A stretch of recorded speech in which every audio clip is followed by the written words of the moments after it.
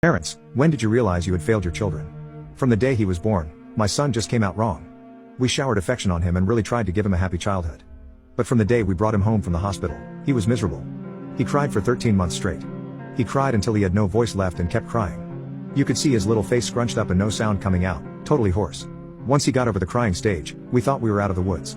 But it quickly became clear that he was just angry at being alive. I never saw that kid have a genuine, joyous smile once in the time I knew him. I saw him grin a vicious, horrible grin many times. He took a perverse pleasure from causing pain or suffering or breaking a rule, but a smile from real pleasure at something nice? No, never. Not once. He had no interest in anything positive. He was fueled by hate, and everything he did was bent toward that.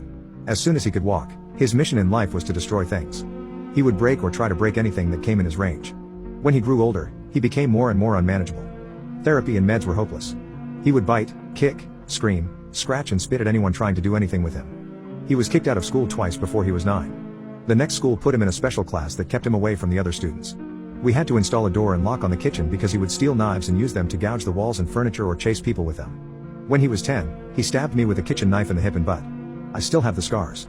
As he grew older, he grew darker. He moved into setting things on fire and torturing local animals. There was a stray dog that hung out around the park near our house. My son blinded it in one eye with a barbecue fork. He would dip cats' tails in gasoline and light them on fire. He became a violent, stinking, vicious beast that lived in our house. When my son was 16, my wife got pregnant again. I can't tell you how different our reaction was. Instead of joy, we felt horror. My son had been such an unending nightmare for 16 years. We couldn't take the idea of starting again from the beginning. We talked a lot about terminating, but in the end, we decided that my wife would have the baby. If it turned out evil, we would put it up for adoption. We knew we just couldn't do it again with another child like our son. We had a daughter. She was normal. Suddenly we saw what our lives should have been like the whole time. How things would have been had our son not been himself. She laughed at things and was happy. After 4 months, she was sleeping through the night. I can't describe the relief and happiness that we both felt.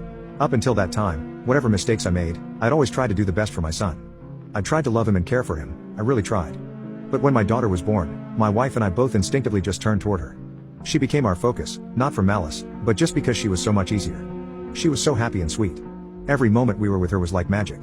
I understand this was wrong, but we honestly couldn't help it. My son hadn't cared about my wife being pregnant. When we brought our daughter home, he started acting out even more. At this time he was 17, and we were having blowout screaming matches daily. Usually after we fought, he would storm out of the house and disappear for hours at a time, or come back the next morning. It was a relief. I started to actually look forward to our fights because it would get him away from us for a while.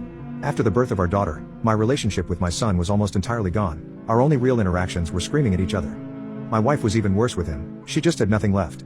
By that time, if our son even came into the same room as her, she would just stop whatever she was doing and start screaming, "Get the hell away from me. Get away. Get the hell out." Until he left. He started spending more and more time out of the house, which was a blessing for us. I have no idea what he got up to out in the world, but we were just happy it wasn't being inflicted on us. Eventually, we replaced all of the cheap, thin interior doors in our home with thick, dense wood doors that couldn't be kicked through. They were equipped with keyed locks that my wife and I carried keys to. I know it sounds extreme, but locks and heavy doors were the best way we had found to create safe spaces from him. I was not locking my son in rooms like a prisoner. He had free reign of the house and could come and go as he pleased. My wife and I would lock ourselves in rooms to protect ourselves from him. If anything, we were the prisoners in our own home. On the day in question, I had fought with my son in the morning and he had left the house in a rage. My wife and I were enjoying some peace and quiet in the kitchen while our daughter napped in our bedroom. And then my daughter began crying. Any parent who has young children can tell you, you get used to your child's different cries. This cry was terror.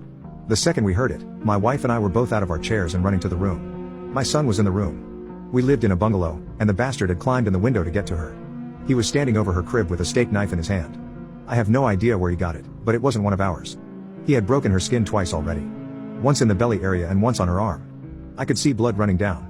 When I entered the room, he was dragging the back of the knife down her face, not cutting, but almost tickling her with it, teasing her while she screamed.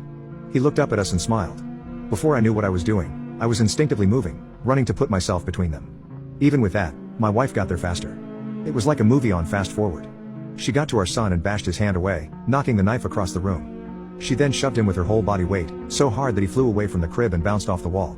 I picked up my daughter and held her while my wife screamed us. I could see her shaking, almost convulsing. My son's face as he stood there was blank and dead. There was nothing in his eyes. I watched my wife take a step toward him. She waited, looking at him for maybe 3 to 5 seconds without moving. And then she punched him in the face.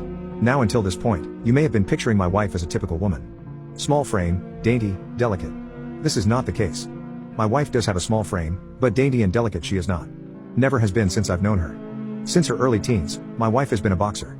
She was about 130 pounds, she carried a lot of muscle and she knew how to punch.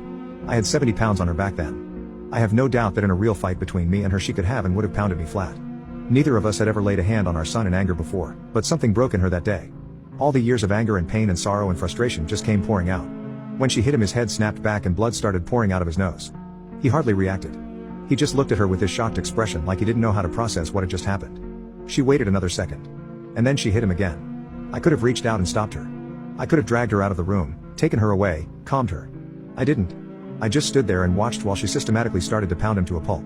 Every time he brought his hands to cover one part, she would blast him somewhere else. Body, head, over and over.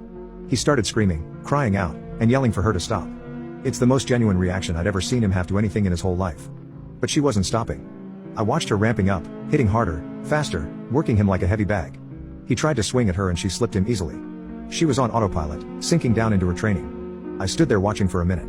Then I turned my back on them and took my daughter out of the room. I brought my daughter to the kitchen and gave her a bath in the sink. I found that he had cut her a third time on the sole of her foot. All the cuts were superficial. I cleaned her up and held her until she calmed. In our bedroom, I could hear my son screaming. I could hear him calling my wife horrible names, telling her he would cut her head off and violate her corpse. After a while, I didn't hear him cry or say anything anymore. He must have been knocked out, but I could still hear her beating him. That went on for a long time. I just sat at the kitchen table waiting for her to finish. Finally, she came out and sat down across from me. Her hands were swollen and red. Her face and arms were splattered with blood. Her chest was heaving. We just stared at each other without saying anything. After a while I asked her, "Is he dead?" She looked back at me and answered, "I sure hope so." I nodded. That was all there was to say about that. I understood how she felt perfectly. I felt the same. Eventually my wife started crying and went to take a shower. I just stayed where I was holding our daughter. After a long while, I heard moaning and sobbing coming from our room. It turned out that my son wasn't dead. I went in to see how bad it was. It was pretty bad. I've never seen a more merciless beating laid onto anyone, before or since. He was lying on the floor, rolling around with blood leaking out of his face. His nose was squashed flat out across his face. Both of his eyes were completely swollen shut and starting to blacken already. I could see that a couple of his fingers were bent out at weird angles and he had pissed his pants. I think he must have been missing teeth, but I couldn't see any on the floor and I couldn't see inside his mouth. His lips were all puffed up and swollen. From talking to my wife about it later, I now know that she had systematically beaten every part of his body, focusing heavily on his legs. She told me she kicked him in the groin repeatedly until her legs got tired, and had kept beating his body long after he had passed out. When my wife came out of the shower, I still didn't know what to do about our son. I didn't know whether to call the police or an ambulance, or take him to the hospital myself. After a while I realized that I simply didn't care what happened to him anymore. We decided to just let him live or die on his own. There was an in-law suite in the basement that we had never really used. My wife, my daughter and I just moved down there. We simply ceded the top floor of the house to my son, locked everything down, and separated our lives entirely. Over the next week we could hear him moving around upstairs sometimes. I think he just spent most of time lying in bed recovering. I went to work, watching on high alert in case he attacked me in the driveway, but he never did. My wife stayed home with our daughter. She was never out of our sight. One night we heard him going ballistic, smashing things and banging. We didn't respond. He never tried to get downstairs or get near us though. I think he was afraid that if he got near us again, my wife might finish the job on him. After 3 weeks down in the basement, we hadn't heard anything from up above for a few days. I ventured upstairs to the main floor of the house. The place was demolished, and there was no sign of my son. He was gone. It took months to repair the damage he had done and get the main floor back to normal again. He had ripped the place apart. I feel thankful that he didn't burn the house down with us in it. I'm honestly not sure why he didn't. The kid wasn't shy about lighting things on fire. After that, I lived in fear every day that he would come back. That he would ambush us out of the blue and try to kill us. We moved houses about 3 years later. I finally stopped being afraid that he would show up again, as now he had no idea where we were. I finally felt safe from him. All this happened a long time ago. I'll be 70 this year and my wife passed from cancer in 2016. My daughter is 31 now. I moved in with her and her husband after my wife passed. I've got 2 granddaughters and they are the joy of my life. I see a therapist a couple times a month to talk about all this. I don't know where my son is. The last time I saw him was when he was lying on the floor of our bedroom, bleeding and smashed. I haven't heard from him since he left, more than 30 years now. I don't want to. I carry a lot of guilt from that time, and a lot of conflicted emotions. I didn't beat him myself, but I allowed him to be beaten, and I thought he deserved it. I was happy it happened. I didn't try to kill him, but I would have been happy if he died. I will say that I do hope he was able to overcome his demons and go live a normal life somewhere. If he wasn't able to do that, if he stayed the way he was, then I truly do hope someone out there killed him. When I knew him, he was a rabid dog, and whichever way it went I just hope he isn't still out there hurting anyone else.